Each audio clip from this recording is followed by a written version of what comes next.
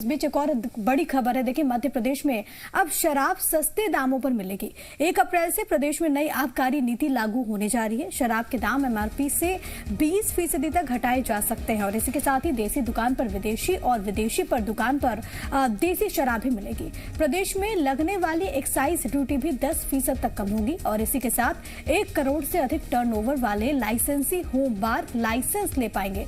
यानी कि जिस शख्स की सालाना आय 1 करोड़ रुपए है वो घर पर भी बार खोल पाएगा। मंगलवार को हुई शिवराज कैबिनेट की बैठक में नई आबकारी नीति को मंजूरी दी गई। नई आबकारी नीति के तहत कैबिनेट ने घर पर शराब रखने की सीमा बढ़ा दी। अब लोग पहले के मुकाबले 4 गुना अधिक शराब घर पर ही रख पाएंगे। तो शिवराज कैबिनेट की बैठक और उसमें नई आबकारी नीति को मंजूरी।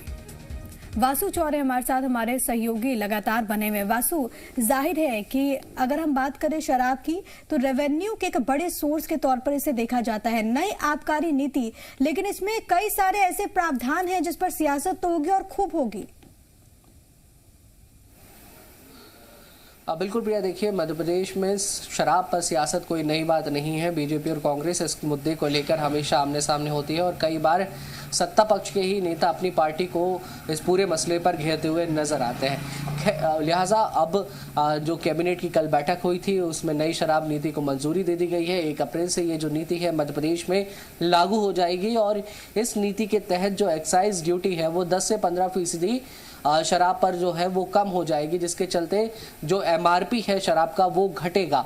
20% तक जो गिरावट है वो शराब के दामों में हो सकती है। और इसके अलावा एक और महत्वपूर्ण बात ये भी है कि देशी शराब की दुकान पर विदेशी शराब और विदेशी शराब की दुकान पर देशी शराब बेचने की जो अनुमति है वो भी इस शराब नीति के तहत दी जाएगी। और जिनका टर्नओवर 1 करोड़ रुपए से अधिक का है वो अपने जो होम लाइसेंस है, होम बार लाइसेंस है, उसकी संख्या भी और उसमें जो स्टॉक की संख्या है उसको भी बढ़ा सकते हैं। और निश्चित तौर पर आने वाले समय में इस पूरे मसले को लेकर मध्य प्रदेश की सियासत और भी ज्यादा गरमाएगी। कांग्रेस लगातार आरोप लगा रही है कि मध्य प्रदेश में एक तरफ जहरीली शराब से मौत हो रही है। हमने देखा कि हाल में ही भिंड का जो मामला है वो निकल कर सामने आया। ऐसे में एक बार फिर से शराब को सस्ता करना यानी कि लोगों की रीच में और भी ज्यादा बढ़ाने का काम सरकार कर रही है, ये कांग्रेस के आरोप है। लिहाजा अब देखना होगा कि इस पूरे मसले को लेकर मध्य प्रदेश का जो सियासी ऊँट है वो किस और करवट लेता है। प्रिया, बिल्कुल, तो नई आबकारी नीति सरकार की तरफ से ला दी गई है। फिलहाल वासु, तमाम जानकारी हम तक पहुंचाने के लिए आपका शुक्रिया। लेकिन बात अगली खबर को लेकर के, क्योंकि मध्य प्रदेश में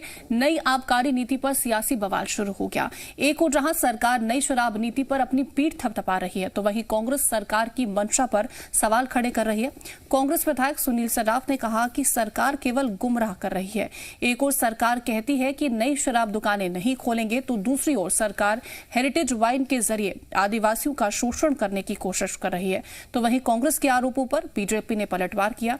बीजेपी नेता रजनीश अग्रवाल ने नई आबकारी नीति को मध्य प्रदेश और जनता के हित में बताया।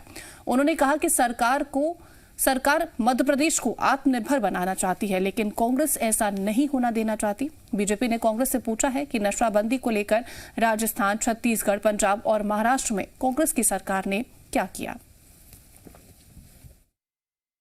अरे कहीं कोई नहीं आने वाला सड़क पे, कोई नहीं आने वाला। ये तो WWF है कि तुम ये बयान दे दो, तुम ये बयान दे दो, तुम ये बयान दे दो तो कुछ हमारा डैमेज कंट्रोल होता रहे। इसके अलावा कहीं कोई नहीं आने वाला है। आना है तो आए ना सड़क पे, हम उनके साथ चलेंगे, उमा भारती जी के साथ चलेंगे, आए वो।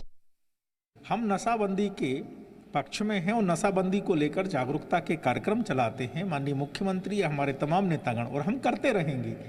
लेकिन जहां तक सवाल आबकारी नीति का है, शराब नीति का है, इसको लेकर निश्चित तौर पर बड़े परिप्रेक्ष्य में, बड़े संदर्भ में देखना पड़ेगा और उसी की दृष्टि से नीतियां बनानी होती हैं। और कांग्रेस बताए कि छत्तीसगढ़, राजस्थान और महाराष्ट्र को लेकर उनकी क्या सोच है, क्या नीति है। Thank you.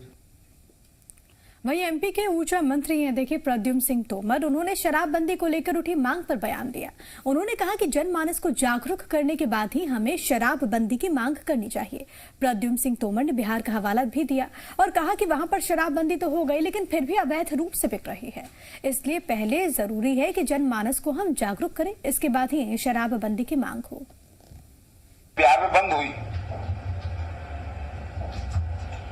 कानूनी रूप से बंद हो गई, अवैध बिक रही है।